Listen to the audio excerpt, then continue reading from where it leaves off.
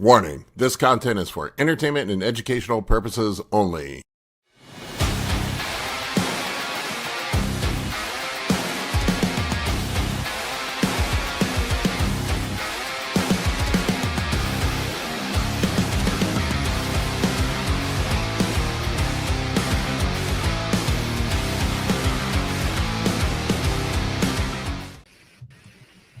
What's up, everybody? Hey guys. What's up?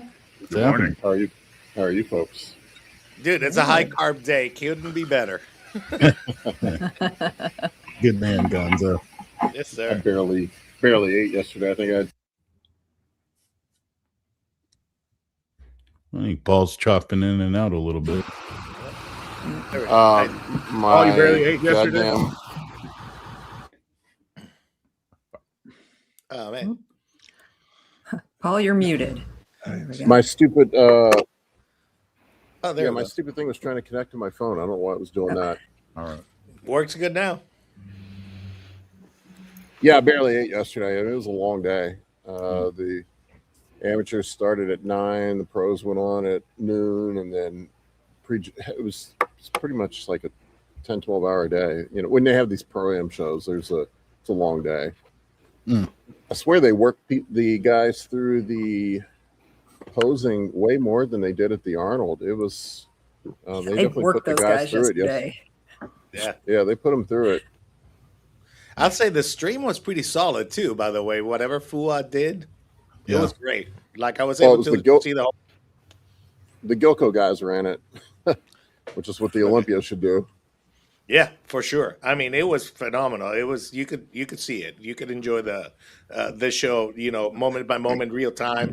It was great. Yeah. Man, what a fun show. I'm glad I came up for it. I was kind of like, man, Fouad, Paul, and Ben Chow, they put on the show, and it was just super well produced, a lot of fun. They did a lot of cool things and giveaways, and they had the People's Champ where they did the open versus classic at the end. King of Detroit. That was really cool. That was very cool. Yeah. Audience participation. It was hilarious. Mo Foda, he was like, "Really? I got to come back out for this? I just want to go eat some food." So have we reached the kingdom of Wesley? Is this the dynasty of Wesley coming? Like House Targaryen? We'll see. And he looked unbeatable, man. Like I think he would have probably won the Open if he was in the Open yesterday. I mean, he just was a notch above everybody else in that show. Yeah, he's just what you would consider a professional. He is a professional. His presentation's polished. He's confident. He's in shape.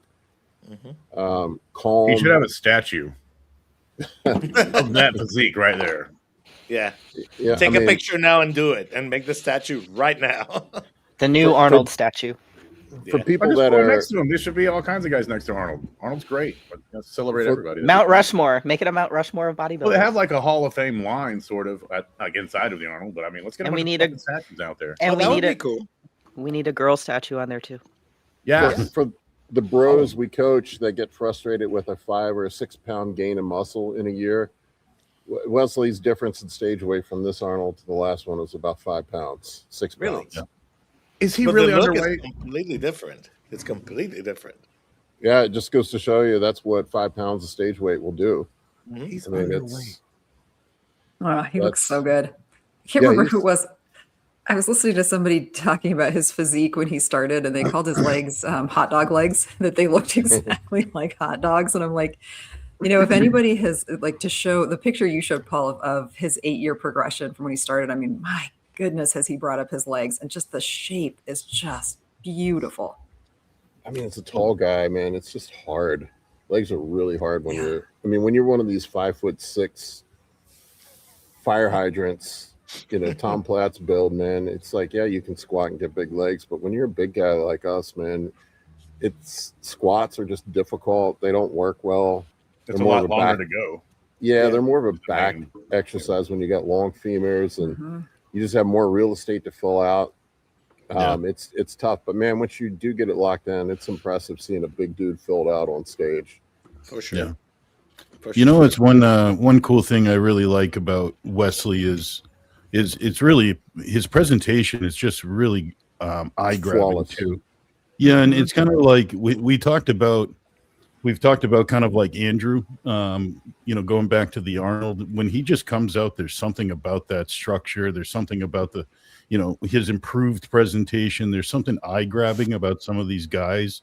And it might not be a physical feature that's specific. It's just their demeanor and how they carry themselves. And you see what kind of a difference that makes with a Wesley that comes down, commands the stage, grabs the eye. He becomes a fan favorite. And he just instantly puts himself in the front with that kind of presence. You know what I mean? You can look at the polish he's put on his presentation over the years. When he was first started in, I mean, he didn't do a good, his legs still aren't the biggest out there, but he just does such a good job of presenting them. He hides all his weaknesses. He accentuates his strengths. I there's not one thing I could critique on his posing. Like, his posing is flawless. It's not complicated. He doesn't go out and do any majorly complicated routine or anything. It's all basic stuff for the most part, but it's just, he just executes flawlessly, and he's so confident and calm while he does it. He flows really, really well. Like, he makes it entertaining to watch, which I think a lot of people get very technical in the presentation, and then it doesn't flow quite as well. And he makes it fun to watch with the music and everything. Terminator theme song is fucking awesome. Yeah, I mean, it works beautifully. And then he does the robotic kind of move, and and then flows into the is it Disturbed? I guess that what he goes into afterwards. Yeah. Right, and then he goes all out, and you can see the smile. The charisma is another huge factor. He is a charismatic guy. I know, and I was a performing arts major when I initially went to college. They call it stage presence, but that stage presence comes from practice, constant practice. I mean, he is just, that's the thing that I cannot emphasize enough to young bodybuilders. If you want to look good, it's not just about being big. It's about presentation. I mean, it is a performing art, really. You have to have the physique and the ability to present that physique. I mean, look what held back Andrew Jack for years. I mean, that guy just did not present his physique in the most optimal. There's still some things I would critique about how he presents his physique, but he's definitely much improved. Sure. Yeah, Andrew could still make some major improvements, though. He won Best Poser, right? Did he win Best Poser? That's a posing routine. His presentation, I still don't like, maybe it's the way he's coached. I don't know. I don't like the way he presents his front lat spread. I really think it's not flattering.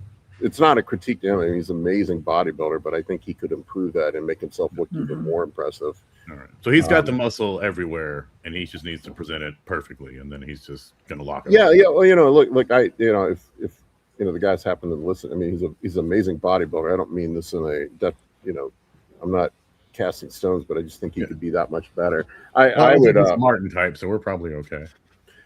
Yeah, but it's interesting. I tell you, the guy that really blew me away at the show, really impressed me outside of Wesley, was McCall. Oh my God, man, that dude was. I mean, first pro show. He won. I remember seeing him at North Americans. Was it 2 years ago? He won North Americans, and the improvements that I know he works out with my friend Brandon Barrow, some. But I mean, I don't know, man. I thought he looked better than. I thought he called me crazy, but I thought he should have been in second place. Mm-hmm. So can we talk about Mo and the fact, again, remember, I'm looking at it from a new to the sport kind of lens.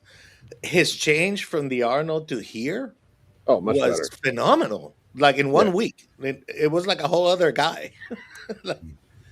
I don't know. What do you guys? Oh yeah, tell me more. He got up on stage and he talked about it afterwards. And he said he just missed his peak at the Arnold. He goofed his peak up.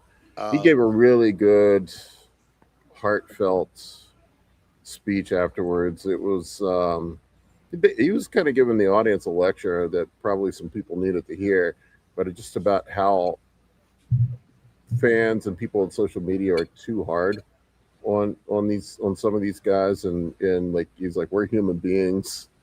Yeah, that was a great speech. That's right. I did see that. You know, he's like, I have a kid, I have a wife, I have feelings. He humanized it. He brought it into the realm from like these gods of Olympus, no pun intended, to like reality, like real humans.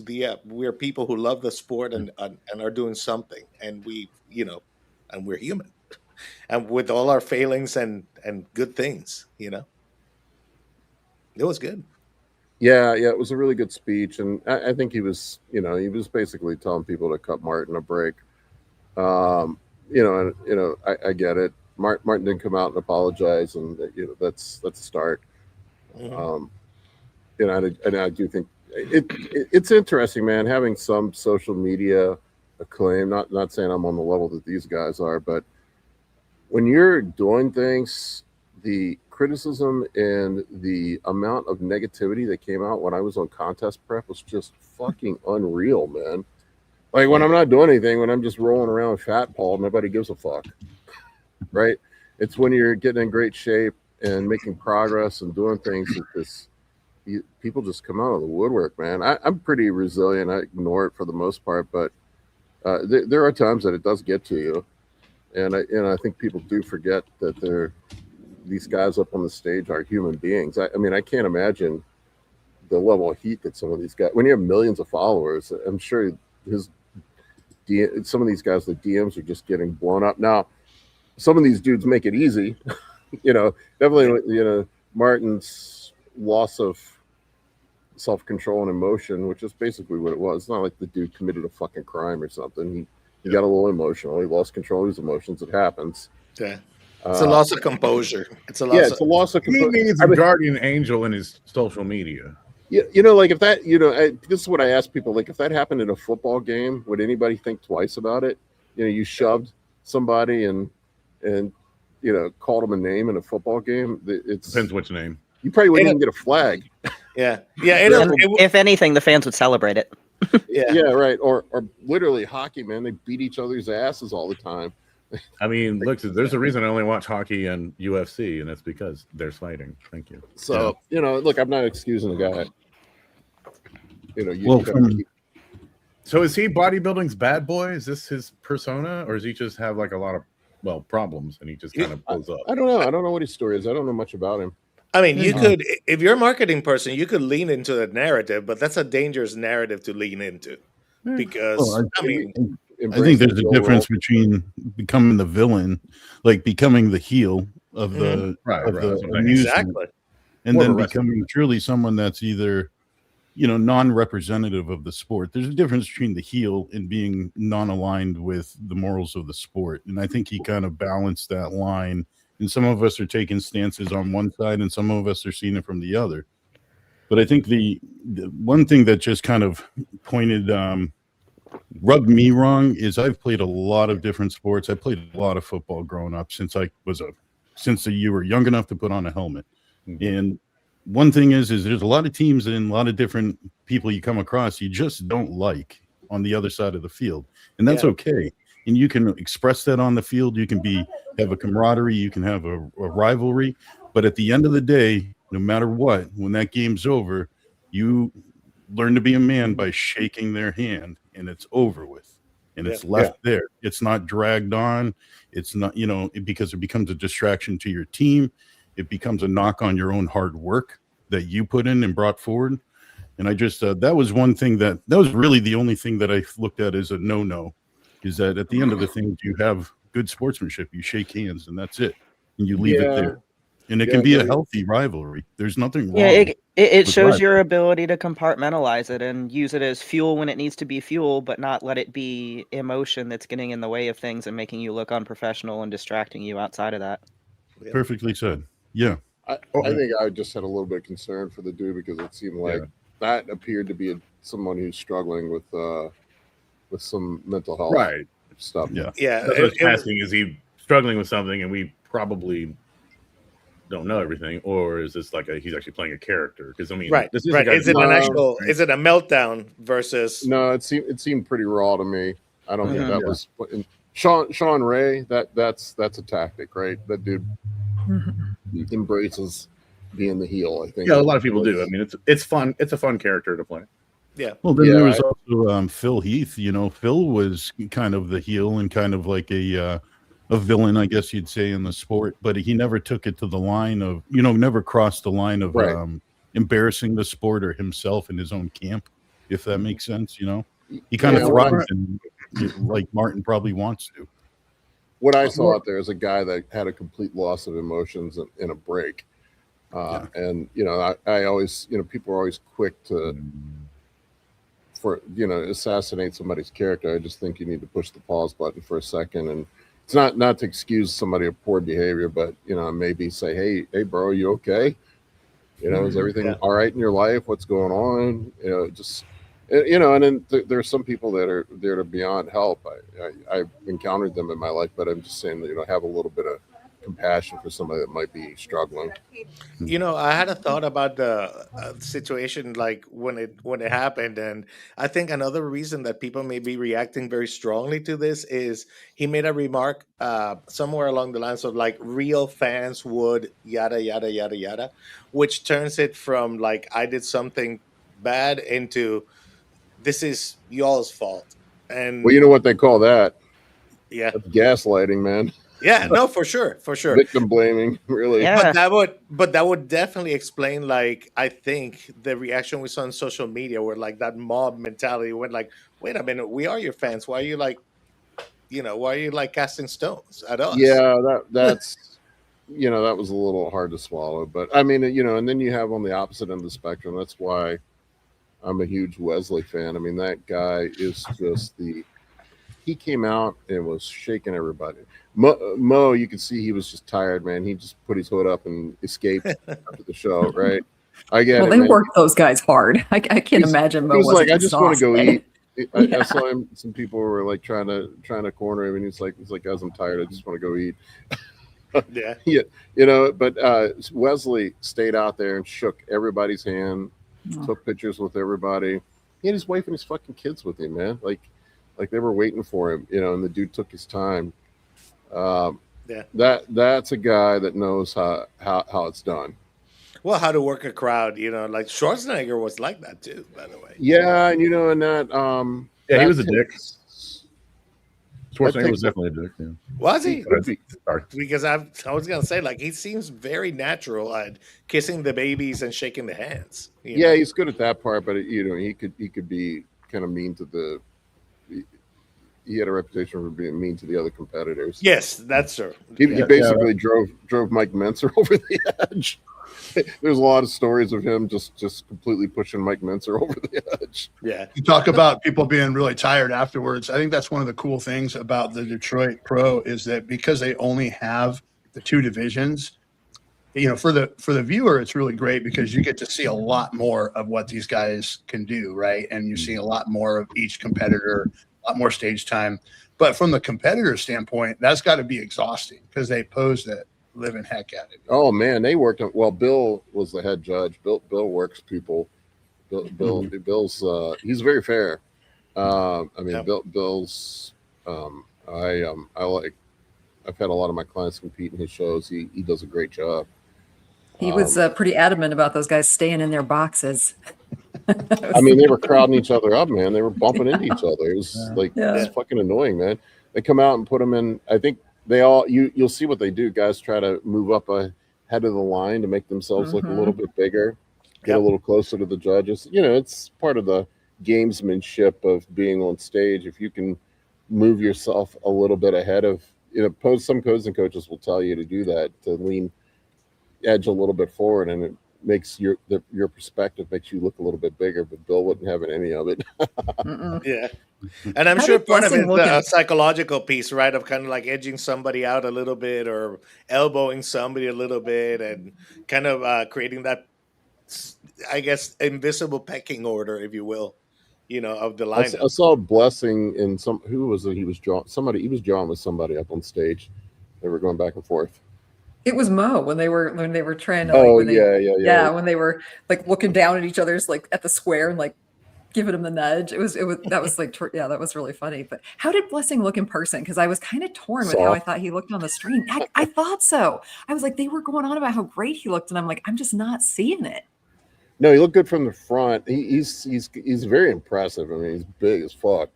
You know, he's definitely big.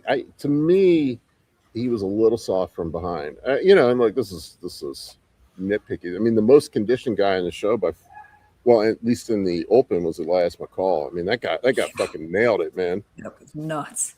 Man, his hamstring. He had the piano wire hamstrings, and when he walked on stage, my eye went to him. I mean, Dave, you know how it is, man. When somebody walks out, I'm a conditioning guy. I love peeled guys just being fucking shredded. I think he's one of Cameron Cheek's guys, and Cameron gets guys rock hard on stage. Well, it's one of the first things that catch your eye. It's like what we talked about with Hottie when he stepped out in the Arnolds. The first thing wasn't the typical, oh, there's Hottie, granite, rock hard, or at least for Friday, you know. And when you have that and it's expected of you, you know, it is eye catching and it sticks with you for sure. So good for him on his first pro show to just make an impression, you know, regardless of his placement. I mean, I in my eye, man, he was second place, but well, they were talking about him left and right, like they were giving him his credit on the commentary for sure. You know, it's just to battle his way towards the top. I mean, I don't know what they were saying on the live stream. I didn't hear any of that, but to me, he caught my eye. I mean, Mo just has better shape. Mo's a professional, but Elias, I mean, to me, he was the best combination of size and conditioning up there. He looked on thick. What's that, Amy? He looked just thick. Like every part of him just looked thick. Is it my microphone cutting out, or I don't hear? No, you're good. You're good. We can hear you. We got you. Yeah, we can hear you just fine. Can you hear us? Yeah, my mic was cut, or my headphone was cutting out. Sorry. Yeah. Did anyone else find Patrick Moore like solid? Because I thought he was outstanding, but again, I'm a novice, so he has great. Patrick has great shape. His issue is always conditioning. Yeah. He just was not. He just wasn't as crisp as the other guys. I mean, if he was, he almost looks like a classic guy. Like he maybe should just come down and be classic. Yeah, he might be a little small, right, for open. Maybe. I don't know. Yeah, and I think I don't know the guy, and I'm just purely speculating. I get he might be a guy that's, you know, and sometimes it's a realization that you need to come to, that you pushing for more size isn't the best thing for your look. I think if he came in just shredded to the bone, I don't know how far off he is from the classic cap, but if he just came in shredded to the bone, he would do much better. I don't know, you know, the approach of coming in fuller, and I don't know, to me he looked like he was like 4 weeks out. Yeah, rather than peak week. Yeah, there's they moved him around a lot, and then I don't think him included, there's nobody in that lineup who can say they weren't fairly compared, because they did a lot of shifting around between first and second call out and moving people. I thought the judging was incredibly fair. Yeah. I would have put Elias ahead of Blessing, but Blessing probably has better shape. I don't know. I mean, maybe it was just the shape over conditioning thing, but Elias is just huge and conditioned. It was peeled, and to me, I like the big dudes in the open, big, hard, peeled guys. That's what I like in the open. Have they published the glutes and hamstrings were just thick and peeled and hard. Crazy. Yeah, it was grainy and just that was impressive to see. Yeah, Have they published a scorecard yet, or is that? They're out. Okay, they're out. Yeah, you know, the thing I was just going to say about Patrick Moore, though, is I almost kind of look at it the other way, Paul, is like, if he can't get in conditioning without worrying about a weight cap, if he can't get that crispness that he's that you're looking for on the open stage. I don't see how you're going to accomplish it by looking even more downsized and stringy, because part of his look is having that round, shapely, tiny waist, big taper up top. I almost feel like he's got to be in shape in as big as possible, or he's not going to be successful, because it's just hard. I think he's way too past his weight cap from what I understand.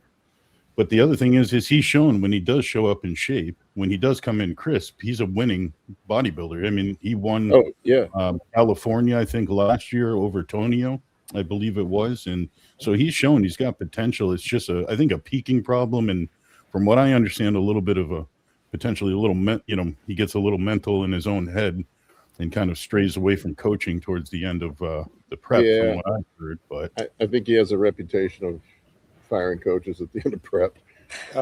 I like Justin Abiad told him last year, you just got to work harder. Elias has some great pics on his Instagram. I mean, Elias looked fucking great, man. That dude's fantastic. If I were in Patrick's corner, I would tell him to come in 5-10 pounds lighter. I think he would look better. Mm-hmm. I think he was about 10 pounds off of where he should have been at that show. And then he could have been competing for an overall if he'd been about 10 pounds heavier. Or 10 pounds lighter, sorry. He's just Well, he has everything else he needs. I mean, he's got the shape. He's got muscle in the right places. He's balanced top to bottom. I mean, he's a good poser. It's just he's just missing that last bit of thing, which is conditioning. They got to have it. Even the best guys, they come off, they just drop real far without that conditioning. I mean, that could be a case of somebody who gets obsessed with the scale. These dudes that get really upset when the scale goes down. Yeah. I don't know. I don't know him. I'm just speculating. I really don't know. This is why you need somebody in your corner that you can just defer to and let them drive. Just let them take the wheel. And I think probably an attribute of being highly successful is probably being stubborn and strong-willed, but then sometimes it can be a detriment too. Yeah. Double-edged sword. Yeah. Well, he was working with Chris Aceto for a while last year. I don't see how you're going to get somebody that's a little, they parted ways. What was it, 4 weeks before the Tampa? I think they split ways. Yeah. Well, it was definitely a cool show. I mean, I love the way that they put everything together. The lighting was just as cool as the background. Like, I agree with Gonzo. I was watching that going, this is probably one of the best streams I've seen in a while. Like, just the only suck part is it kept cutting out because I think the music on YouTube kept dropping. It was. Which is whatever. It happens. But, man, I felt like I could see exactly what was going on there, for sure, which is cool. Yeah, I mean, the Gilco guys are pros. I mean, if I were the IFBB, I would go to them and say, you guys are in charge of all the lighting and camera work at every single show. We need to set standards. I don't understand, like, some of the show. I was at a pro show last summer where they literally had no stage lighting. They were using the fucking hotel lights. They're in a hotel conference room. The night at of a pro level show. At night of the champs, the Mexico Pro was like that too, where they had the really shitty lighting. Their lighting was terrible. Yeah, I'm like, the IFBB cannot allow that to happen. They need to have a lighting standard that needs to be inspected before the shows if they want to present things in a professional manner. I mean, the NFL, you know how detailed the NFL is with all that shit? Oh yeah, they're planning the Super Bowl like a year out. Like the day after this Super Bowl, they're planning the next one. They literally go out and measure guys' socks. They find guys for not having their socks pulled up to the right height. Fuck, they do, don't they? Oh God, you're right. I'm glad I don't watch that shit anymore. Yeah, they have the sock police in the NFL, but that's just the level of attention to detail. Like I don't know. There's a huge discrepancy from shows to shows, and I'll say it again, and this is just constructive criticism. I'm not trying to be mean, but the Olympia needs to step it up, man. Yeah, and it makes it harder to see how it looks this year being at the New Orleans. Like, is it going to be better there, or is it going to be worse? It's a much different type of venue. Yeah, the lack of standardization makes it harder for everybody involved, not just like the coaches and athletes, but I mean, the tan people, they have to, make that agree with the lighting. I don't know if they do this at all shows, but I know at a lot of shows, the actual tanning company comes and like measures the light and like, calibrates what they use according to that light so it looks good. And when they have to do that differently for every damn show, it makes it harder for everybody. I know this one. Wow. When I'm selecting a show, I only want to be in one that the Gilco guys are doing.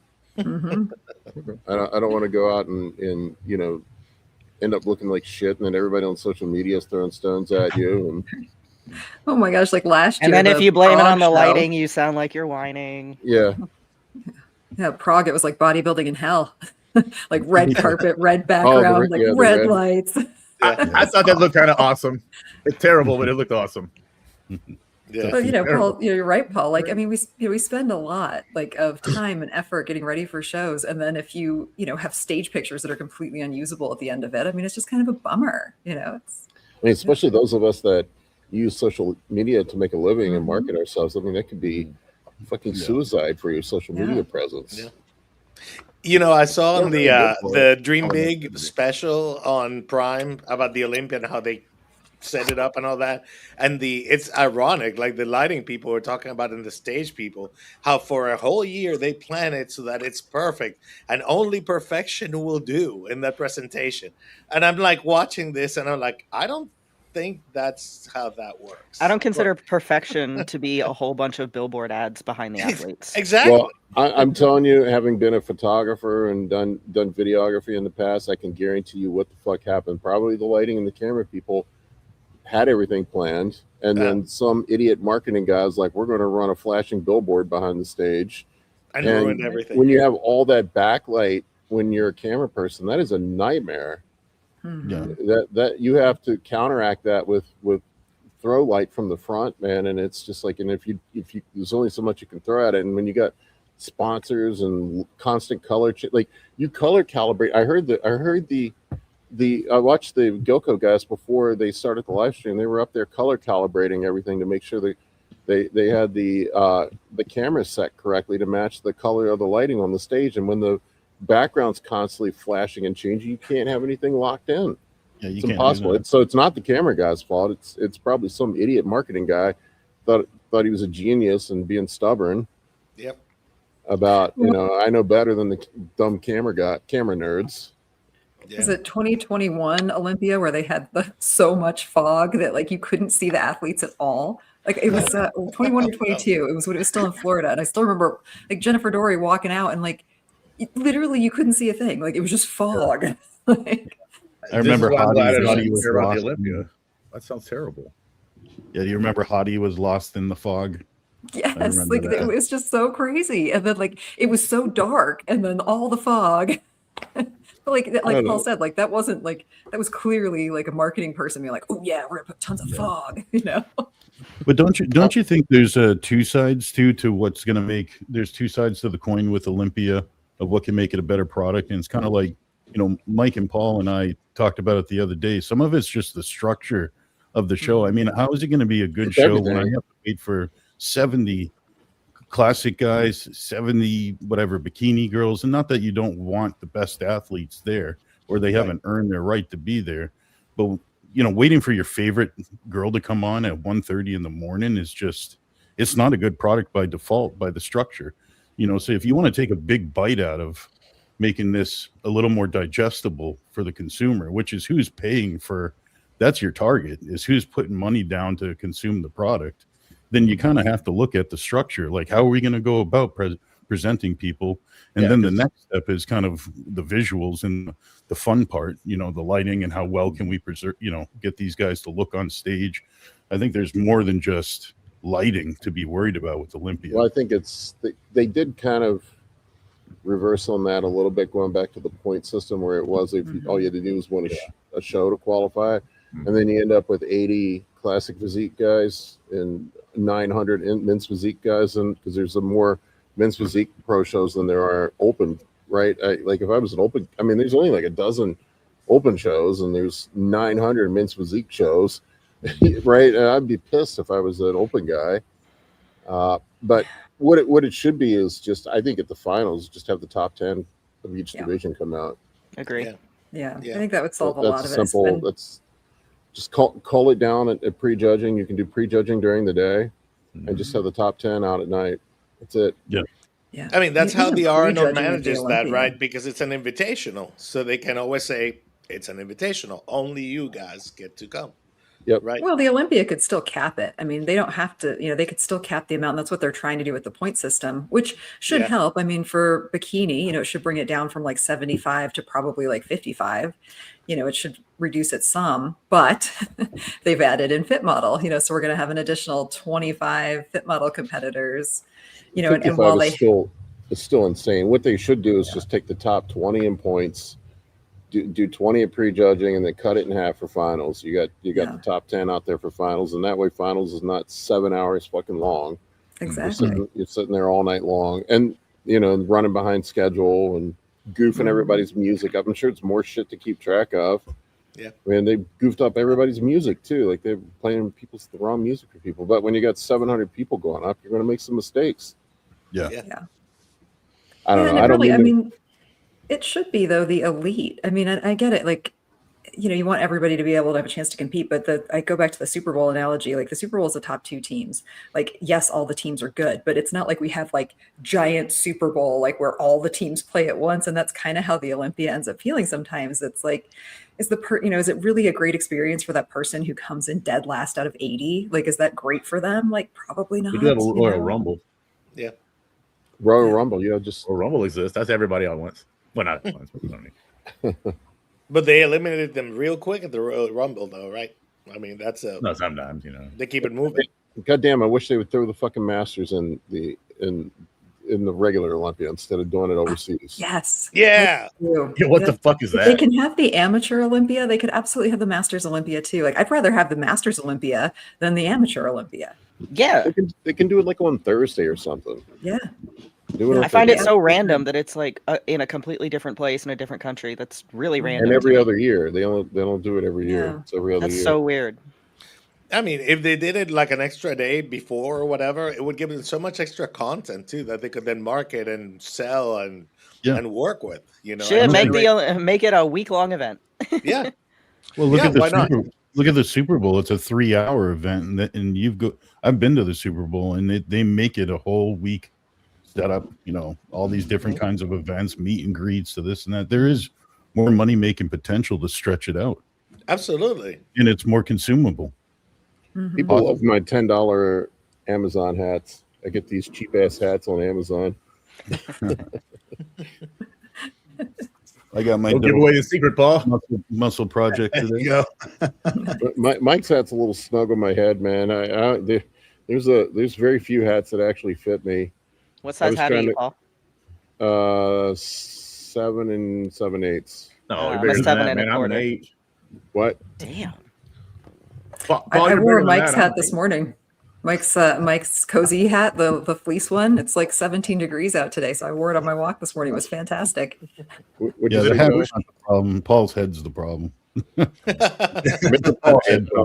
I haven't measured my head for a hat in a long time. I might be a fucking 8 by now. I don't know. You sure Get your Muscle Project hat at muscleproject.net.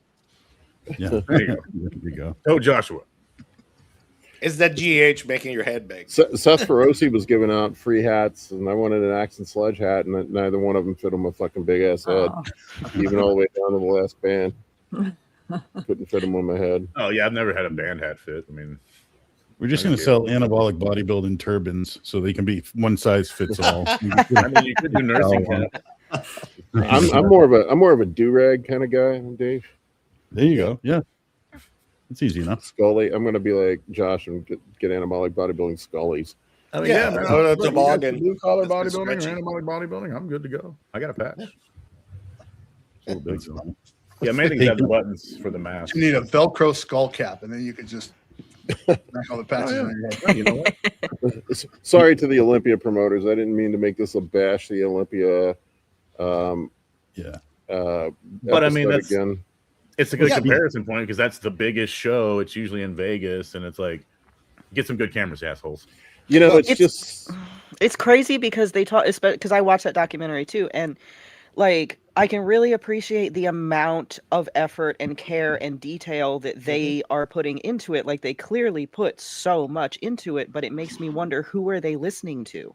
Yeah, you can work hard and make bad decisions. Right. Do it all the fucking time. Oh, for sure.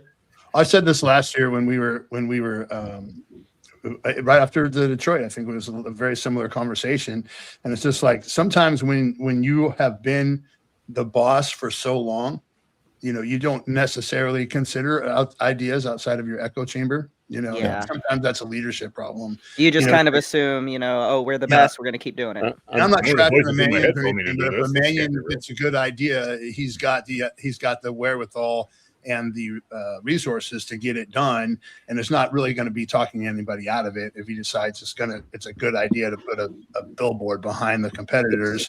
Yep. You know, it's an uphill battle, and there's not any real competition. It's not like there's another league out there that's challenging the IFBB. So, you know, that's not going to change anytime soon. Well, I don't know those guys. They've been a phenomenal for the industry for a lot of years. But the IFBB may be the federation, but there are many different promoters that put on the shows, and there's some promoters that do a way better job than the others.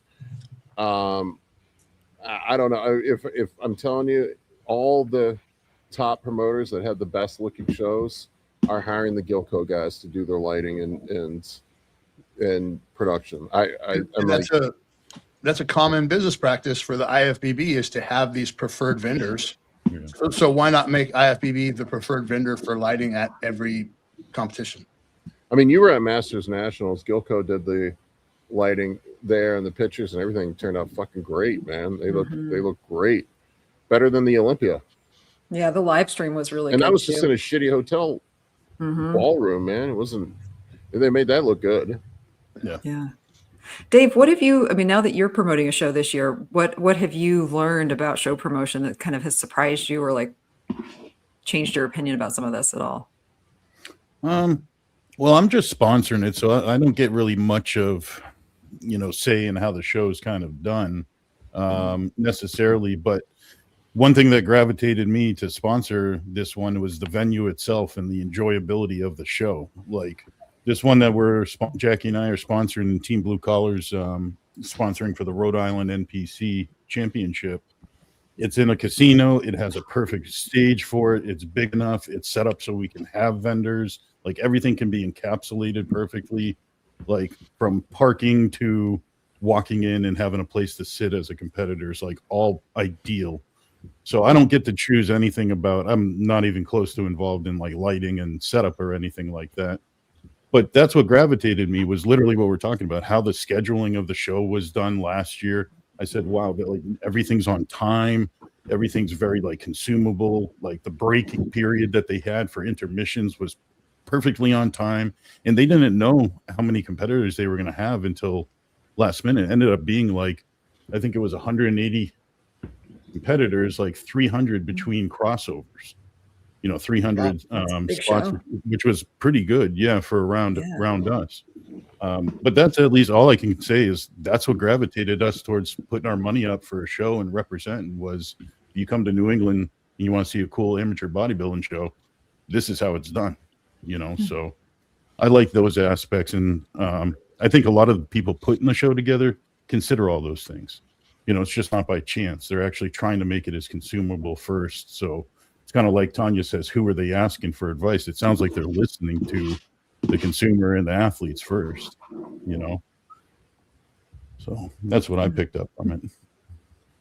Well, I think that's the same thing the Detroit Pro's doing. You know, you have a promoter who has competed in this millennia, first of all, which is huge. Like, he understands the dynamics of it better than anybody else. And he came in with that show with the intention of doing it just a little bit better than everybody else is doing it from the competitor's viewpoint. So, you know, this is the kind of thing that incites the kind of changes we're talking about. You know, as Detroit Pro becomes more and more popular, more and more people will favor that type of show. People get pickier, like Paul was saying, about which shows they want to compete in, because how does it reflect on them and their social media presence? And then, you know, everybody's kind of forced to change at some point. Yeah. Yeah, and that's the same situation here with the NPC Rhode Island show. Is the promoter that's putting it on is one of the judges. He's a competitor, IFBB pro. He came through New England, in his amateur years. So I think he's got the same intentions of making it a good show for the competitors, not just the consumers. The Tampa was really great when I was down there for that. That was a great show. Yeah, the lighting was really good there. Yeah, I always hear good stuff about the Tampa. There was commonality there. The Gilco guys did the lighting there too. So yeah. And Tim Gardner's shows are always top notch. The way they treated the athletes down there was Fouad, though, just listening to him talk and watching him interact with everybody, he's just very humble. He's a guy that's in service. He's there for the athletes and the fans. I'm not saying the guy doesn't care about making money, but he seems like that's his second priority. He's trying to put a good product out there for the fans. Yeah, for sure. And what an interesting year for Fouad. He has definitely, I think, shown the type of person that he truly is in recovery from this injury. I mean, it really is inspirational to see how he has continued to push forward, not only in bodybuilding, but he's stayed true to, a lot of these same things. Like the show, like everything about it, like I really have been very impressed to see how he has navigated what is just an impossible situation in life, with a lot of grace. Yeah. He's got a great, tough but fair attitude that really resonates in everything he does. What says a lot about his character is the fact that before he even, as soon as he found out his arm wasn't likely going to recover fully, he went out and had his motorcycle retrofitted so that he could still ride it with one arm. That's a never say quit kind of guy right there. Absolutely. Yeah. Yeah. Well, once you've survived that, why stop? Keep living your life. I think when you have that type of situation where you realize just how fine of a line we all walk every day between life and death, to think that he would stop living his life, which is what a lot of people would do, though. The fear and everything would make them just kind of stop living, and it hasn't with him. And I think I agree. That's just a very inspirational thing. Yep. Well, I'm glad I came up for this. This was a fantastic experience. Anybody who's been on the fence about coming to the show, what a great production. I met a ton of people. Everybody was super friendly. It was just a really good experience. Yeah, Zionic actually asked at the beginning if you thought it would be worth it to do the 110 for VIP finals only, or go for the whole day. He's thinking about going next year. What do you think? If you want to see Wesley Wizard, yeah. I mean, you're seeing everything twice. I mean, I think the guys actually look crisper in the prejudging for the most part. You want to see the best of what everybody looks like, the prejudging, but it is a long ass day. If you're limited on time, just go to finals. I mean, they did run everybody through again. I mean, you get your money's worth in finals. It's not like they're bringing them out and handing out the awards. They ran everybody through everything again. You got to see the whole enchilada again in the evening. So I like watching prejudging, but not everybody wants to be at a bodybuilding show for 12 hours straight. Yeah, prejudging is really where the judging is done. So. Yeah, I mean, I pretty much had the lineups. I nailed the top 5 in the open. I had it pinned down. I mean, it's, I know what Bill looks for too, and my eyes pretty much the same. I gravitate towards the same things that he does, and so yeah. Shout out to our buddy Jeremy on his first place win. Jeremy looked great. Yeah, Jeremy did a great job. Oh yeah. Barely made it in under the cap. Really? What's the cap? What did he weigh? What's the cap? I mean, he was just like he was sweating it down to the end, man. He was just under. I don't remember what it was. 180 something. Okay, all right, that's fine. No, he looked great. He looked really good. He looked fresh too. I appreciated that. He looked very good. What's funny is some people. That's when you know you're a bodybuilder versus a classic guy. Like if you're barely making the cap at a local show, right? You're not a classic guy. You're a bodybuilder. It's time. Time to put on 20 more pounds and just embrace being a bodybuilder. Yeah. Yeah, he looked good. All right, guys, I'm going to hop off of here. I am going to try to catch a workout before I go to the airport. And then back All to right. DC Safe travels. and Yeah, safe travel, sir. 7 consult calls tomorrow, so it's going to be a busy day. Have fun, Paul. All right. See you guys. All right. See you. Paul. So, Dave, before we ask, there's a couple of questions, but one thing I would like to talk about, I know you and I didn't talk about this ahead of time, is what do we all think about Mike missing weight? I thought about it so much over the course of the last week, and I just I'm more frustrated with his coach than I even am with him. He missed height, and then he missed weight, right? Wait, we're What do you talking think, Dave? Sommerfeld? Mike Are we Sommerfeld talking or about Sommerfeld? Sommerfeld? Oh, so Yeah. I have a theory there, but again, I'm the new guy, so who knows? Okay, go. I like So my conspiracy theories. theory is this: he brought his legs up a lot. So in order to balance it out, that means we got to bring the top up a lot, which is weight, right? And there's only so far he can go. So given his size, height, and width, He was he's- overweight at the Olympia, so I don't think he Yeah. brought up his physique that much. I think this is really just a weight height issue. But Yeah, he's- like Dave, since you coach competitors, I mean, how would you feel as a coach knowing that your competitor was maybe Never not being truthful about his constantly height? doing this. Well, we have to go off the height that's given to us, regardless of what you think your height is. Okay. So if he thinks he's 5'8", but he's really 5'6", or I'm whatever, 5'7", he's number, shorter than me, for sure. whatever the number was, it's regardless. You have to go off of what your last. We're going to go off of what your last height was. So if he didn't make weight at his 5'9" or whatever he thought he was going to be for the Olympia, which is a big mess up.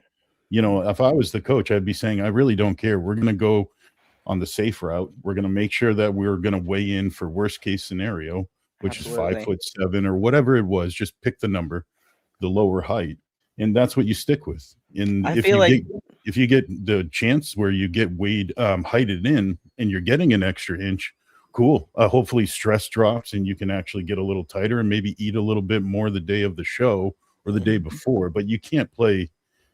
That's step one. If you want to get on the stage, step one is making weight. And that's the division he picked, was classic. So it is what it is. I mean, yeah, I would give it a little bit of a knock to the coach to a point, but he needs to know that too. And he's also responsible for signing up to his own shows. He's responsible for making sure things are on time as an athlete. That's not always up to your coach either. I'm not signing He's anybody. responsible to knowing his time zone.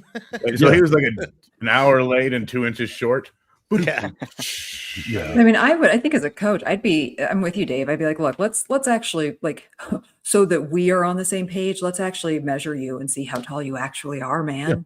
I feel and like they then were with that- I feel like they were banking on him being the inch taller that he always got away with before, and they cracked down on it this time, and he didn't make it. I don't think they should have banked on that.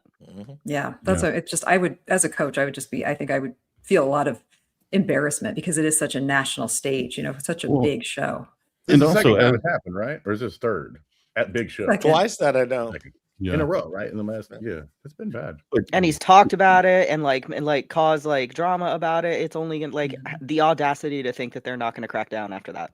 Yeah. Yeah. They're not paying attention. I mean, And I'm glad that they were trying to be somewhat transparent with the heights, Mhm. right? They did record them. They did put the cameras on them. Whether we got to see him actually stand under the tape measure, who cares? The reality is he didn't make the weight, make the height, so he can't make the weight.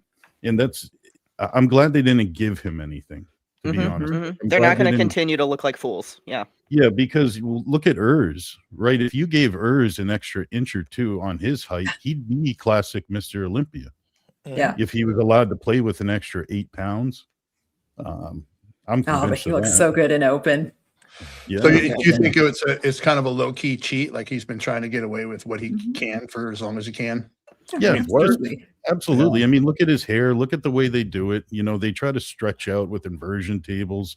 And hey, if you can show up and stand under the measuring tape and be the height you want, 5'9", good for you.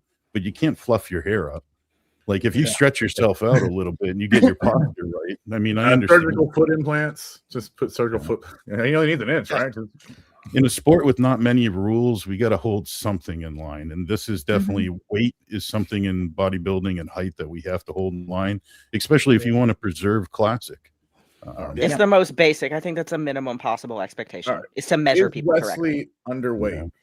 Because I think he's just saying that to be funny. No, Say that again. So, He is I mean, do actually we think underweight. that? Yeah, he's confirmed it many times. Do we think Mike is going to show up at the Arnold UK? He's still on the list. I hope so. I don't think If he so. loses 8 pounds, yes. I want to. I think the conversation should be, when do we expect Mike to step up and admit that he's like a 212 guy? After Prodigy leaves the 212 region. Yeah. Well, you know, he Wanna compete against one thing Fouad? I'll give Mike a lot of credit for is he works his butt off to get down to his weight class. So Yeah. yeah, I don't blame him for trying to cheat an inch or so. But the reality is he's only going to be there for so long. How is he going to progress? You're going to max out you can only distribute weight so much, and that's kind of like a fake thing. Like you can redistribute your weight on and stay the same weight and kind of move mass around, but it's not as easy as said and done. You're talking like lucky. You get lucky with scenarios like that. Well, and the stress of having to do that. I mean, that's what Urs talked about so much too, with why he finally made the decision to move up to open, because it was just so stressful to always be worried about not gaining too much, but still trying to progress, but then having to cut so aggressively and not lose your look. Like the stress of that too, at some point, like is going to really diminish the look as well, which is what we saw at the Olympia. You know, he didn't look that great because he had to cut so aggressively at the end.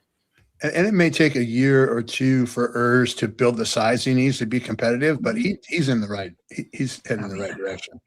Yeah, and I think we could say the same thing about Mike Sommerfeld too. I mean, the way his quads have grown, like what Gonzalo brought up in the beginning, like he could very easily be very competitive in the open. Yeah, I think so. Especially because he's managed to keep his waist really small too. You know, even adding some size. Yeah. Yep. It should be interesting at the Arnold UK. I mean, there's a lot of up in the airs, and Martin is still on the list as well. And you know, I'm really hoping that Martin does go and has his little redemption arc. You know, like actually acts like a professional, looks good, comes in peaked. You know, I think he should do that for his. You know. Do you think he came in peaked at the Arnold? Was he at his best? Because I felt like he was at his best. He just No, he looked definitely amazing. not at all. No, but he was nowhere near his peak. He was not near his Prague. He might have walked on looking good, but you know, there's some tactics that I'm assuming he was trying, because to get yourself to sweat that quickly and that easily, and plus, like, he's got other things to work on. It's not a great peak if you don't hold it together. Like you can step on great, but you can quickly fade, or you can quickly have like Mike's talked about, that big cortisol dump where everything falls apart really fast, and you can't coach your way out of that. That's up to you as an athlete. Yeah, I don't think it was Martin's best by any means. I think he could have placed higher if he held it together a little bit better, you know. But the judges don't want to see you sweating on just the third go round of posing by any means. No, and his core control was not good from the very beginning. Like that was the very first thing I noticed when they very first came out in the first lineup. I was standing there with Justin Harris, so he and I were kind of standing in the back watching. I'm like, oh gosh, like even the first couple of poses, I'm like, ooh, like core control was not good. He did but his core control did improve, and he looked a lot better on Saturday. But I think that was far from his best look overall, like, and just far from his best presentation. Like you said, Dave, it just wasn't a great presentation overall. And he those are issues that he knows. This is what got me blocked, was me talking about him being sweaty on stage. Like he knows that about himself. Dave, what would you say to him? Like, how would you coach an athlete who you knew kind of had those cortisol dumping issues and would get watery on stage? Like, what kind of things would you do to help them? I mean, if he might be the kind of person I can stop and present that to and say, hey, let's just go take a look at our own game tape here. Like, let's just forget about the placing. Let's talk about your individual performance and how we can improve that, because that's the only control we have. I can't control how well Hadi looks. I can't control where Nick's at that day. But we can stop and we can reevaluate and say, what can we do better? And if it's a matter of mentally being in control, or maybe the coach says, hey, I'm making a flub here too, like I'm forcing food with not enough water and now we're distended, or maybe we're using a little bit too much insulin that gets us to, you know, sometimes insulin in fast sugars kind of gets that sweat going from people. You fill up quick, but you can dump it out really easily. So there could be just an audit on yourself, coach, athlete, and say, how do we improve as a team? That's all we have to worry about. And then let off seasons be off seasons. Those are where you address bigger problems. But for right now, can we perform better on show day? That's how I'd go about it. And hopefully the athlete doesn't take it the wrong way. They go, yeah, you're right. I can do this better. We've done it a million times posing differently. We've done it a million times keeping our head together. We've been through tougher times on prep than we are today. Like the show days is kind of easy. It's just hold it together a little mentally. And it's actually tough on a coach because there's only so much I can do. There's only so much I can do as the hours lead up to stage time. It's actually where your psychology, your psychiatry as a coach comes into big play quite a bit. It's just whether or not the athlete goes into survival mode. Yeah. And Trying that's to part of stay in your that together mode, right? Like you're in a working a common state. goal. You know, how do you merge that? Yeah. And that's something that Jackie and I talk about a lot, because that's really that's kind of a specialty we can do, is like when it's stage time, we can try to keep people pretty calm. And that's our whole goal, is to get you in one piece, you know, not like a shaken, frail person stepping on stage and say, hey, slap them on the butt, say good luck. You have to prepare them, get them. Some people need to get amped up. Some people need to get calmed down. You need to know your athlete too. So. Yeah. I think I don't know he how needs to many. kind Oh, sorry, Amy. No, go ahead, Gonzo. No, I was You go. just gonna say, like, I don't think so many people realize. Like, I know I didn't realize it until last year. Like, how much the psychology will affect your physical look within 24 to 48 hours. It's crazy. The body listens to the mind. We could do it in an hour. Oh yeah, you look like an entirely different person. You know, depending on how you manage that stress level and cortisol and all that stuff. I mean, you poop yourself in fear, you lose 2 pounds. Yeah. I will absolutely be taking half a Xanax on show day. I have a prescription for it. I am not just blindly recommending that. You're not just snorting it like most bodybuilders? No, it's in its orange bottle. You know what I did? Guys, no problem. Tanya, you know what I did last year was I'm kind of a jittery I have some sort of issue where I got like a little bit of a tremor, unfortunately, affect myself. I get I'm just like so high strung. Sometimes I radiate. I shake. Yeah. Same. Yeah. And anyways, I switched over. Now, this is not a suggestion for everybody, because this is talking our medicines, but like my beta blocker, I would switch from Nabividol the week of the show to propranolol. And that gave me a little bit more of a calmness in my posing, where I was less shaky. It just helped with that stage anxiety, they call it, you know, where I don't really get stage anxiety, but I have to keep my amped feelings down. So that definitely helped me stay calm. So that's one thing that I looked into, and I thought actually worked great. If I recall correctly, a lot of public speakers do that. Yeah, that's what we do medically. Like for people that have like test anxiety, they try Klonopin and other things, but beta blocker is usually all people really need. It's just, but this is something you can stay clear-minded. Like if Xanax wouldn't work for me. Yeah, the different ones do psychological. This is just right. Because some people have anxiety and it shoots their stuff up. So if you just their stuff can't shoot up. Yeah, I was gonna say, if you take like, and I like your change where you take a Xanax or a Soma, that might not work. That might not work at all. Yeah, I don't recommend. Oh, it'll work fine for me. I won't even feel half of one. It'll just make me chill. You're used to it, Tanya. Like you said, you got a prescription. You're accustomed to it. It's not going to be your first go around stepping on stage with that medication. So even for me, like I knew propranolol was going to help, but I made sure to experiment coming in closer on peak week. But one other thing I was going to say, you know, Amy, is like, how do you address some of these things with your clients, whether it's Martin or like with the issues he had, or Mike with like being realistic, showing up to a show, is like, it does depend a lot on your client too. There's some people, again, I can't emphasize enough, that I can speak to in a certain way and be very direct, and they're just going to understand we're working right now. I need to just take this as word for word verbatim of what they want me to do. And then there's other people I have to dance my words around, because they just get more sensitive and more edgy as we get closer to the show. Like, good example, Jackie and Tanya did a little posing the other day together, and Tanya's the kind of person where we could just say, we're going to work real quick. Let's tell you everything we need to tell you and just go right through it. I don't have to parse my words. Where there's other people, they're like, well, I've been working on this posing routine for 12 weeks now. I don't want to change this and that. You know, you have to dance around. You have to understand that, or you're not going to be productive. I've been working on mine a hell of a lot longer than 12 weeks, and I'm still willing to make whatever changes look better. Yeah. Well, and plus you don't want that person to be unsure. Now they're 4 weeks out from a show going, oh, I'm changing things that I've been working on for 16 weeks. And you don't want them to be edgy about that. So knowing the experience with, especially like with posing, matters a lot too, because if you're really experienced and pretty skilled with it, you can make changes pretty easily. But if it's somebody newer, even if what they're doing doesn't look great, I mean, if they're comfortable with it and you give them something they're uncomfortable with, they're going to look worse. Yeah, that's a great point.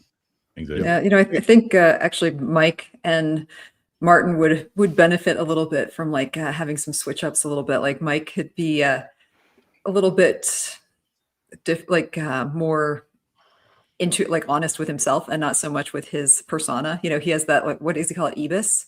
That he has this like, and I feel like Martin could use a little EBIS. Like I feel like Martin could use a little bit of the ability to have a bit of a persona on stage that isn't maybe his natural tendency to become very emotional and wear his heart on his sleeve and kind of freak out and throw a little temper tantrum. You know, like he needs some EBIS. Like he needs some like ego. Yeah. I think that helps a lot of competitors too, is kind of having your stage persona or your, you know, the thing that you kind of embody on stage, you know. And we absolutely, we do that in the gym. So, you know, it should be easy to kind of do that same thing on the stage. Yeah. Yeah. True. Make sure you flex between sets for maximum effect. Absolutely.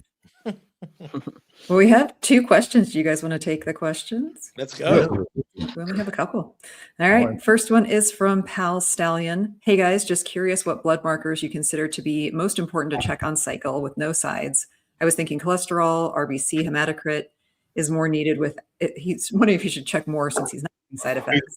On cycle, no sides. We could just assume he's on test GH, since he didn't tell us anything else as far as I know.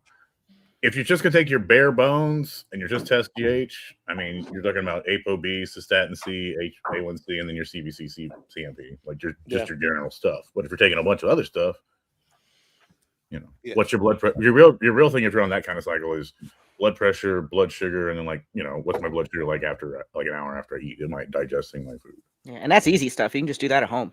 Yeah, you can. Yeah. I'm always getting people with A1C. Like I like checking blood sugars every time we're going to go draw bloods. It's cheap enough and it's easy enough to get done.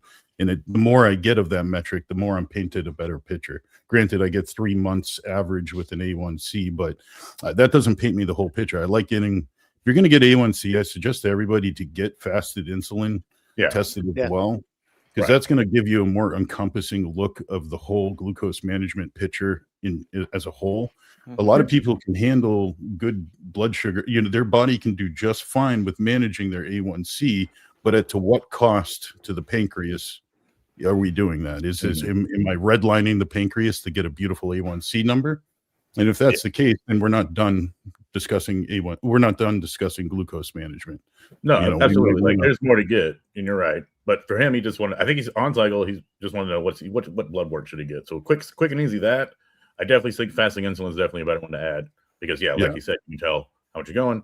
The other thing you'd see if you did a full LDL or full whatever cholesterol, you'd see your triglycerides. If your triglycerides are going up, then your morning cardio needs to go up. Yeah, or your DH might need to go down. Well, there's a missing component here. I mean, not only do we not know what his cycle is, and Pal's on a lot of our stuff in the chat, and I'm pretty sure he's on more than testosterone. So we can assume that he's on just a regular cycle with a reasonably intelligent design on the cycle, and he's not trying to kill himself with super physiological doses of trembolone or whatever. Like, you know, there's thing you should be, if you are on cycle, if you're stacking compounds, something you should be doing on a regular basis is checking your fasted blood glucose at home. And a kit to do that's about $30 on Amazon or Walmart. So there's no excuse not to, unless you're too much of a sissy to prick your finger. And if you're stabbing yourself with a needle, that's probably not the case. The finger thing hurts more. Yeah, it's more annoying for sure. And then the other thing is that, you know, you need to be monitoring your blood pressure almost daily, if not daily, and you need to be taking action to mitigate that. So having having some sort of blood pressure control if it's necessary, because those two variables change the answer to this question quite a bit, right? If you're doing all that, let's assume that you are managing your blood pressure and you're taking it on a regular basis and it's not running elevated, then you're probably not too much pressure to get a cystatin C and EGFR test.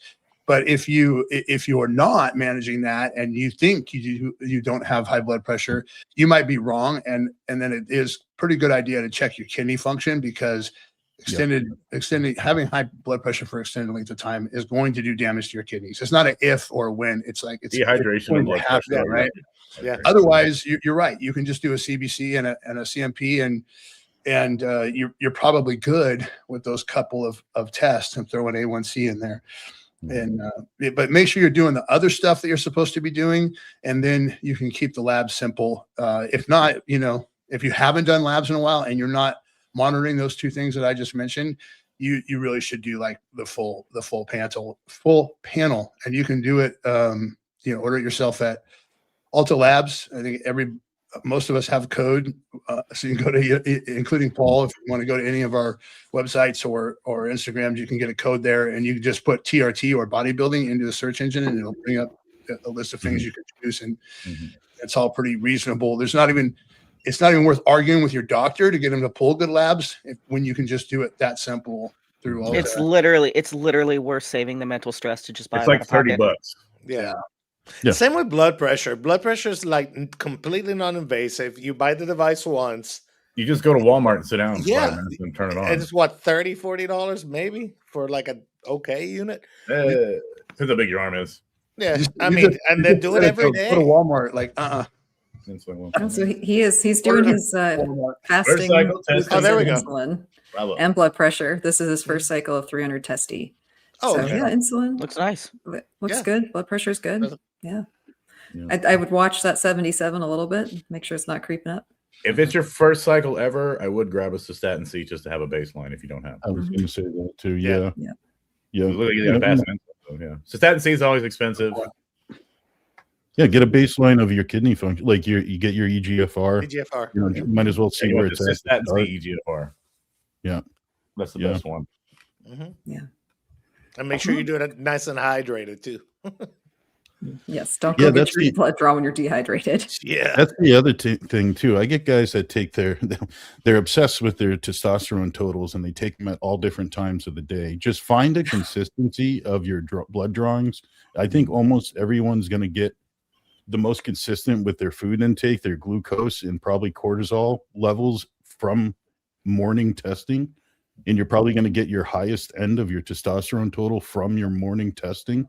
So if you want to keep numbers kind of where you're comparing apples to apples and not different variables that come into play later on in the day, my metrics are going to be a little different after work at 5:30 than it is going to be at 8 o'clock in the morning. So For sure. that's one little thing I'm a weirdo about. I tell everybody we're going to pick a time, and this is going to be, you're going to have a little routine. It's going to be a liter of water, fasted, and check I want to see your blood pressure and stuff. Anything we can check, like fasted glucose ourselves before we go get your blood work, and it stays at the same times if we can. I understand life happens, schedules get in the way, but it will make a difference. People tell me, like, why is my testosterone all over the place? And they're getting testing at different times. It does make a difference. I mean, it's no different than expecting your weight to be a relatively even measure, and you're weighing yourself at the end of the day versus early in the morning fasted versus middle of the day when you've had water, you've gone to the bathroom. I mean, if you it's don't the keep same it consistent, same Same concept. concept. Yeah. And if you need help, pal, just, myself, Mike, Paul, you can reach out to any of us, do a consult, or, we can help you set up your blood work. Code blue collar at Ulta Labs works as well. Shameless plug. I love it. Right. All right. Well, next one is from our favorite Gamboni Law. This is actually two very different questions, but I'll ask the whole thing and we'll kind of discuss what you consider a low carb lifestyle diet. If your daily maintenance calories are under 3,000, does low carb really affect body composition, or is it done mainly to suppress appetite? So he's asking, like I said, two questions. What do we consider a low carb diet? And then do we do it to affect composition or for compliance reasons and satiety? Well, I would say if you're eating 3,000 calories of protein, man. Yeah, I don't know that you could low. You're gonna be eating a lot of fat. Yeah. Well, Mostly let's put it- practicality. Well, hang on. 99% lean meat. Well, let's put it this way: But that's if a you lot have- of it. Generically, 100 carbs or less is what I would say low carb. Yeah. Right. Right. Yeah. That Well, sounds it's all about right. percentage wise, though. Well, I mean, right. it's Probably yeah, better yeah. on calorie percentage, intake. but- right. What were you gonna Well, say, Dave? let's put it this way: if you let's say 3,000, this is what I would do on someone's diet usually. Let's say 3,000, just for conversation's sake, is Gamboni's maintenance calories. It's just 3,000. That gives you, let's say, you weigh 200 pounds. Let's just say 1 gram of protein. So you're getting like 200 grams of protein. There's 800 calories there. Let's say 0.35 grams per pound of lean body mass. Let's just call it 200. So you're getting 70-ish, 75 grams of fat right there. And that's 600 something calories off the top of my head. So you're leaving yourself like 1,500 calories to hit maintenance with carbohydrates if you want. So that brings you to around 400, carbs. So if you wanted to, you could even create a deficit at 300 carbs, 200 protein, 70 fat, and you're in a deficit of 1 pound of fat loss per week. And that's going to definitely be enough carbs where you're not going to look too flat or too stringy. And you're still going to be pushing yourself into a deficit to a point to, average like a pound.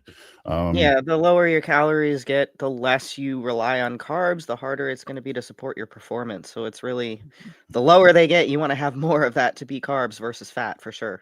Those Yeah. are literally my cut macros right And now. that's the follow-up is how much, Good for you, I don't Josh. I don't really want to say to somebody like this number is low carb or high carb. It's really kind of like, what do you need? And then considering going lower than that would be low carb. But yeah, anyone that's on 150 carbs or less a day, it's probably that's pretty low carb for most people. But Yeah. it does affect body composition. If you want to look full and round and have good gym performance, you want to be able to use as much carbohydrates as possible. Yeah, So because let's what just are we say again- talking about when we're talking about body composition? It's more muscle versus fat. What fuels the muscle is glycogen, and that comes from carbs. So Yeah. Well, and Some Tanya, your triglycerides. carbs are low now, but your overall calorie intake is also low because you're, deep into prep. mhm. So it's, it's a balance of things, asking like, what do we consider a low carb lifestyle diet? I mean, it really is going to be that percentage of calories. So where those carbs land is going to be a little bit different. But I mean, if you look at like, oh my gosh, like real keto zealots, they're going like less than 10% for sure of calories would be from carbs. Yeah, So, if I was yeah. on the same calories right now, but dieting like that, I would feel like shit. Right. Mhm. Yeah. Yeah. Yeah. And I don't know. I mean, Dave, I don't know what you've seen. I'm certainly like with lifestyle clients, I don't find that low carb diets are necessarily more like satiety inducing, and they're Mhm. much harder for compliance. A person might drop a lot of water right away when they go on a low carb diet. So it can seem like that, but it's really hard to maintain. And it just makes your diet not a lot of fun in the long run, Yeah. at least for lifestyle. That's why I wanted to paint a picture of you can still eat 300 grams of carbs and be in a pound deficit Mhm. and have plenty Yeah. of protein and adequate fat for, hormonal That's without support, adding and your feeling better, even though exercise, you're, right? what's that? You were taking out basically 1,000 or basically taking out 3,500 calories per week. So that's like a pound without doing anything extra on your exercise. Mhm. Right. Yeah, just through diet alone. And then you're still able to diet and be in a deficit of a pound average a week and still eat 300 grams of carbs hmm if you wanted to. So, and that's just assuming, let's say he's 200 pounds, just to make numbers simple. So then you got this sliding scale where you can bring up to maintenance saying, wow, hunger's creeping up. All right, I'm a little bit beat up from recovery aspects. Next 2 days, I'm going to hit 400 carbs, be at maintenance, and kind of recover. Top up Get your the- glycogen a little bit. Yeah, and you're going to just get a little more food, 400 extra, 500 extra calories. You're going to be happy. Yeah. I have to Dave, definitely work with a lot of people on food selections too, because after a point, you just have to dig. If you're looking, I'm assuming just talking also not just lifestyle, but being able to manage like burning some fat when you want to. Sometimes you have to just dig down deep, and that's where voluminous foods come into play and stuff like that, and calories get low. Yeah. Well, the fundamentals. Oh, I was gonna say you did those PSMF days on prep, like, which I love doing too, because like, man, like you feel a certain kind of way when you're doing PSMF days. Yeah. And then when you have food again, yeah, how happy are you? Go ahead, Mike. And then it's the same. It's really the same thing as fasting too, as far as some of your body's physiological responses to it. So you can really sort of, if you hit a plateau in your diet and like doing, you know, some protein sparing modified fast for 3 days or 5 days or something, can really sort of trigger some more fat oxidation that you weren't getting before. Yeah. And I think that was the underlying fundamentals of this question, and I think this discussion are really like your body needs fuel, right? And if you're you know, average Joe doing average workouts, and your body has no problem oxidizing enough fat to fuel your body to do average things, right? Most of us, especially if you're on cycle, if you're taking anything more than TRT dose, you're asking your body to do super physiological things. Yeah, and you literally need more carbs to do that. And you're not going to be able to do super physiological things in both directions at once. Because if you think about something like a carnivore or a keto diet, you're actually asking your bodies to do something it's really not conditioned to do. And I know there's a lot of argument over that, about eating, you know, the way our ancestors ate thousands of years ago or whatever. Most of our There's ancestors a lot of evolution that's happened since then. I don't want to get into that discussion, but you know, you're either asking your body to do something super physiological in one direction by oxidizing fat for fuel, or you're going to ask your body to perform super physiologically by taking the extra hormones that you're feeding it and turning it into muscle tissue. And you can't do both at once. I don't care who you are. I don't care how many carnivore videos you've made. I don't care how many ribeyes you slapped on a butcher block so someone could watch you eat it. You're not going to be able to do both of those at the same time. And those guys look great on social media. They're totally freaking shredded. And that's a great way to get shredded, because you're eating in a caloric deficit almost all the time. And then when you are demanding extra fuel from your body, you're oxidizing any endogenous fat into the ketones that you need to fuel your body. So yeah, of course you're going to get lean, but you're never going to achieve performance. How many marathon runners do you know that are carnivore, right? Those guys eat carbs. They load carbs. That's what they do. They eat all kinds of food. Glucose packets when they're on a marathon run, so they can suck glucose in to continue to fuel their body for performance. So I think, you know, for our cohort, like we're talking about bodybuilding, you don't, low carb lifestyle is not even part of the deal. Yeah, people want to talk about the ancestral way of being and how we were evolved to eat, which is great, but we are beyond what we could do in ancestral times. Like, people were not getting really, really jacked and really, really shredded at the same time. Cavemen were not jacked. I don't know why people have that idea. It's They're not very sustainable not jacked at all. Yeah, it's not sustainable for the human body to walk around and operate with a large amount of muscle mass and a low amount of body fat. That is highly confusing and dysregulating to the body. You can't do that without some help. Yep. Absolutely. Yeah. Rant's Josh over is on that one. disappointed that he hasn't learned to thrive on pizza and ice cream. You got to keep evolving there, Josh. It's got to be chicken on the ice cream and fat-free cheese, and it's got to be one of them low-calorie ice creams. Yeah, and a couple We of got one other. Yeah. We got one other question came in. This one from a name I'm not going to try. Something Zai. Can you share some negative EQ mental experiences? I know bad luck. Watch any of the videos I made on my last progress phase, and you'll see EQ at work on your cognitive function for sure. Yeah, Mike had like is it plethora? The plethora. That's why I was in the chat being like, Mike, your blood pressure is terrible, dog. What's going on? Hang on, bro. Yeah, I actually had people chime in my chat and go, dude, I'm a fan. I love all your stuff. I watch everything you do, but you're always talking about cognitive function, and you sound like hell right now. I'm like, whoa. So I mean, you look Call great. is coming from inside the house. Yeah, I think that, I mean, some of that too was the NOR19s in that cycle. And I think that's the perfect storm of extreme cognitive decline. I won't say decline. I guess I should say, cognitive dysfunction is to have EQ and nandrolone on the same cycle, or any NOR19 for that example, and not just cognitive function, but EQ, wrecks your for me anyway, it totally wrecked my estradiol, which also does, it's not great for your cognitive function either, but it's also not great for your mood.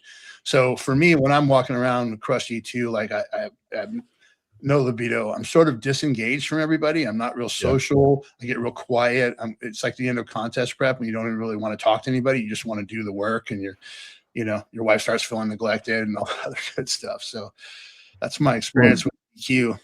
Well, even on paper, Mike, even on paper with just EQ alone and no 19 NORs, if we're depleting kind of estrogen over time and you're running low on estrogen, or let's just say crushed, there's the physical aspects of that, but now you have the mental diminishing parts of having estrogen not in play.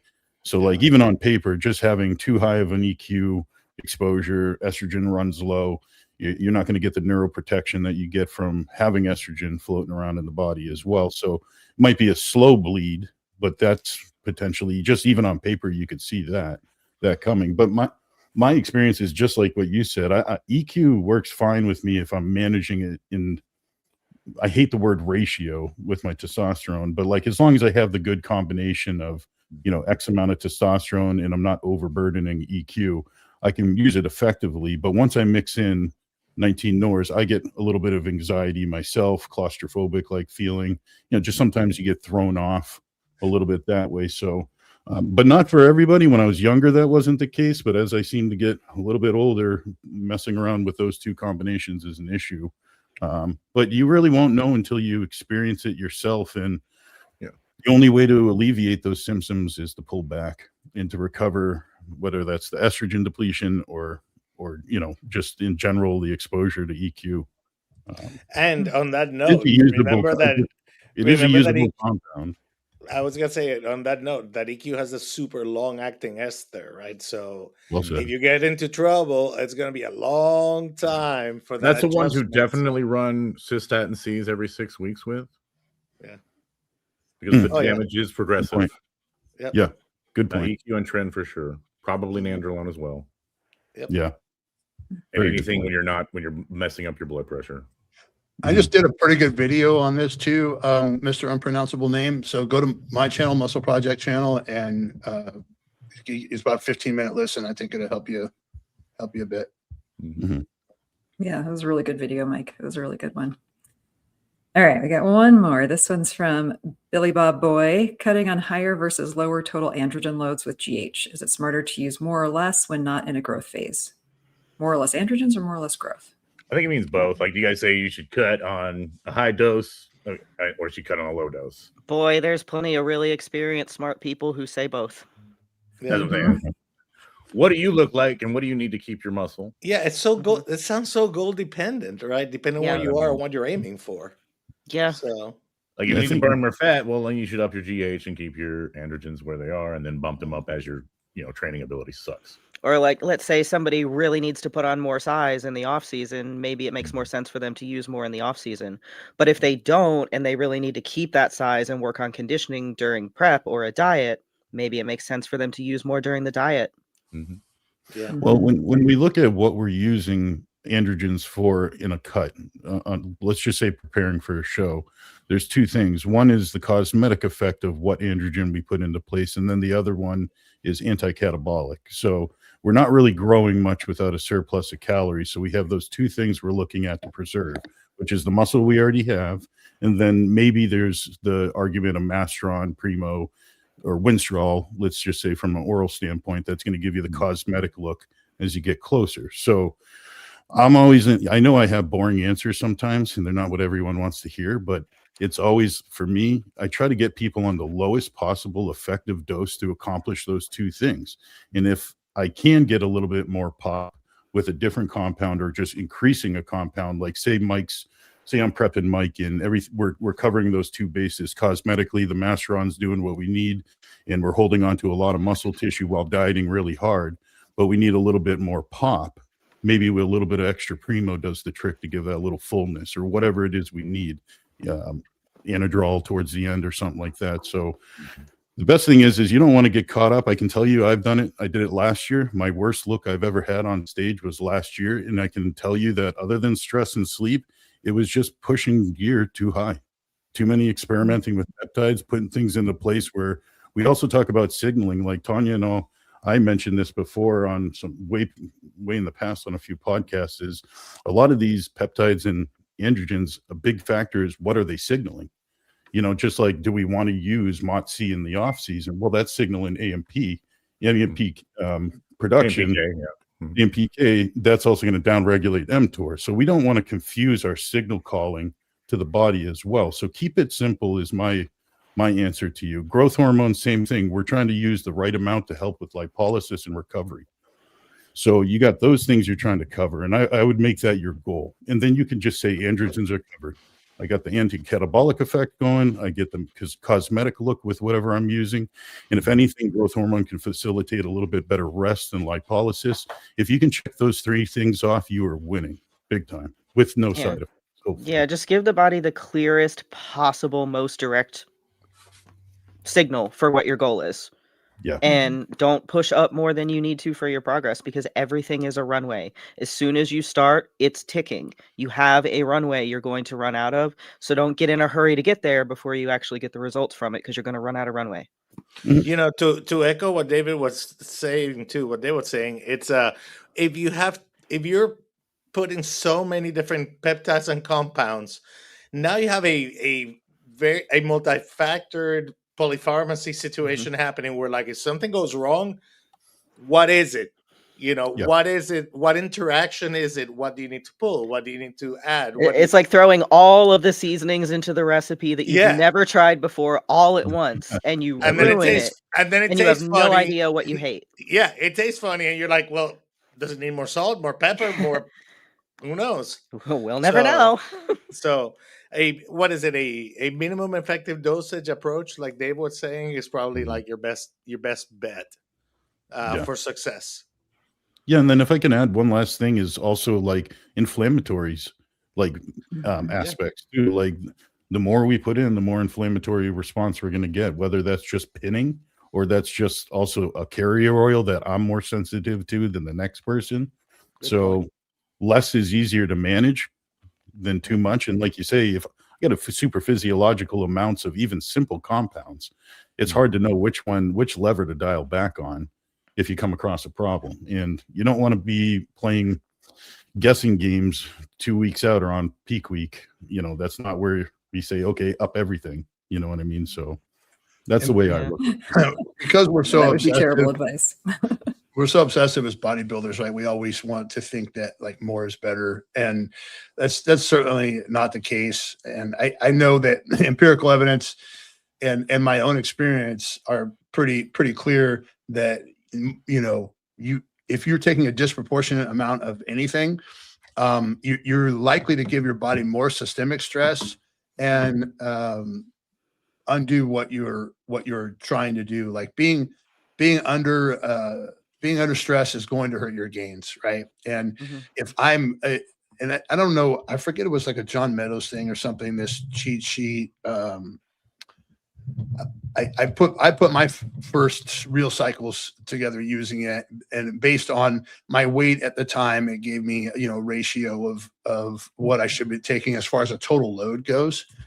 Not specific to compounds, but you know, and I broke that out recently and realized that I should be doing about 1.5 milligrams probably, and I got up as high as 3 over the last year in these contest preps and stuff. Oh, wow. Now, granted, I did add some tissue in actually in prep, which is not an easy thing to do, and that's measured with a scan. So, no. Very good. So I guess what I'm trying to say is more isn't always better, right? Yeah. Take a look at your body. Your body weight is going to, and of course, assuming that you're doing all the other things right, you have intelligent cycle design, that you're already lean, you're not a fat ass. You know, you're not going to have a disproportionate amount of aromatization as a result of not being lean or any of those other things. I mean, assuming everything else is in order, like, you know, more isn't always better. And if you find something where you're growing and you're not putting your body through the systemic stress of being on high doses, And I realized this for myself after doing these high doses. I went back 2 years and when I first started working with Paul and looking at my check-in pictures, I was doing 1,200 milligrams, and I looked fuller, harder, and healthier than I did at the end of the prep for Masters Nationals. Yeah. So, more is not better. That was a long way of saying more is not always better. Yeah, more is more. Minimum always- effective dosage is a thing, and it's a real thing. We Absolutely. always have to remember that we can't maximize everything past its natural limit all at once. And that's all that these things are doing, is each one of them are there as a tool to push a thing, an aspect of our physiology, past what its natural governor would be. Mhm. So whatever you're doing at that time, if it's growing, if it's cutting, if it's whatever, pick the biggest influencers for that can push you the farthest to enhance that thing that you're doing that it needs, and just push that and lean into that. Because if you try to push into everything all at once, like you said, the stress and the inflammation, and it becomes a mess, and you're not getting as much out of those two big important things that you're trying to really focus on as you would if you were just focusing on those things. Yep, absolutely. And if I promise one last mention too is that sometimes dose adjust. So when you say high gear versus low gear, basically on a cut, sometimes the adjustment that needs to be made to prolong progress is usually actually not a dosage adjustment. It's probably something else that's falling off, because cutting or prepping for a show fat loss is a very costly process too to the body. So like Tanya could probably tell you right now, one of the more valuable tools she have is probably her sleep management. Mm-hmm. Well, in recovery management, where she's at in prep, being 5 weeks under. How far are you out, Tanya? I'm under 4 weeks. I was 4 weeks yesterday. Yes, I can guarantee that. And my sleep is still just fine. Like, as Or long as 11. because I do so much to manage it. So I've always done that. So I just continue to do that. It's been fine. It's been spotty here or there, but I've had a lot of really good nights of sleep. My digestion is fine. Yes, it's slower. Everything is fine, because as far as I'm concerned, I've been in prep for years. This is just how I behave. Yeah. And those are, I can guarantee those are the things that she's looking to preserve or make adjustments to, or add more sleep rather than add more milligrams at this to point. add to that point, everyone is always really surprised at how little I use and how infrequently I'm on cycle. Yeah. Because I take care of all that other stuff. So I don't need a lot to get a lot of progress. Yeah, well said. Yeah. I'm not depending on it as a Band-Aid. Yep. 411 Columbus. 411 Columbus. Josh has got Columbus, Georgia. Columbus, Georgia. That's what I tell them. I'm going to Columbus. They're like, maybe you meet a nice girl. It's Columbus, Ohio. The lesser known Columbus, Atlanta Junior. Don't be associated with Atlanta. That place sucks. We are unfortunately very associated with Atlanta. Oh, it's terrible. If I fly anywhere, I have to go to Atlanta. Don't There even was drive. a question about the shortage in there, Amy. Did you see that? I did see that. Shortage yeah. on tests. Oh, that's right. Well, he's Think just Big asking if Bodybuilding- shortages are ever going to stop. Yeah, Think Big Bodybuilding has a show up, and they're asking for like viewer experiences with the shortage. I think they did it yesterday. Yeah, it's like a 20-minute episode. He did it with Yeah. Dave. I just watched it before this. Because they have a bunch So of it does not seem that the shortages are going to stop anytime soon, based on And the that shortages are podcast. just changing, because it sounds like they only have a limited amount of raws left to even produce, because apparently they can't produce raws right now in China. So they've just got what they've got. Mm-hmm. Yeah. Test your gear is the moral of that story, even if you think it's from a trusted source. And they Still made an pretty good at interesting testing. point in that the Chinese sources also like service TRT companies. So like, what are TRT companies going to do? So, I mean, that kind of gives me some hope, because there's actual legitimate like demand for it to be rectified, maybe. So maybe more attention will be given to it. Well, there was a time that, this stuff wasn't so available anyway, right? And you either knew somebody who knew how to import something from China and make it in their bathtub, or you somehow got your hands on some stuff from another country where it's not illegal, or you knew somebody with a prescription. And we didn't have websites on 5-6 websites giving us the top 1,000 gray market or black market suppliers on the internet. at any given time. And so, you just have to work a little harder. We've been spoiled up until now. It's time to, get gritty and figure out how to get what you need. And it is, all these things are still legal in most of Europe and Eastern Europe for sure. Mexico, there's very few countries in the world. It's only the Western countries, like the EU countries, the Americas, US and Canada, where this stuff is even illegal or controlled. So I'm okay with things. I'm okay with things being whittled down to the most resourceful people. Yeah. Well, we'll see. Maybe we won't end up back in the days of like where you would like order something, wait 6 weeks, and this strange Russian doll would appear in a package in your house, and you have to like unpack the doll and open it up, and inside the doll there might be something. I never got a doll. I got FOMO. Like, what's up with the doll? It was like cocaine. Like these. I'll have what you're having. Web, right? Yeah, they're like terrible mass-produced, East German, back when there was an East German, I guess, or Russian or Yugoslavian dolls. Right. Gotcha. And they would be like, filled with, and you would hope that it was what you ordered, hopefully. So, and you also didn't have the ability to test back then either. So we're it was fortunate like that we have those abilities to test. Back in my day, it was hard to get testosterone. Well, now it's back in your day again. It's hard to get testosterone. You're literally trusting, Zagreb, the mad wizard of Yugoslavia, to send you something. We might just have to walk uphill both ways. Yeah. You're going to know it's bad when Dave starts harvesting cows and I'm just grinding bull balls for testosterone. There you go. Be hitting you up for hey, come to Colorado. We do Rocky Mountain oysters there. Oh yeah, the Rocky oysters. Defined here. Mm-hmm. Well, if you're harvesting cows, you can get some Phenoplex pellets too. So we're good. That's well said. Yeah. There we go. There you go. Pellet All right, guys. I think that's it. Sounds good. All right, guys. Anything else? Fun one. See, this was a good one. We'll see everybody next week. Have a good one, everybody. Good, everyone. See ya.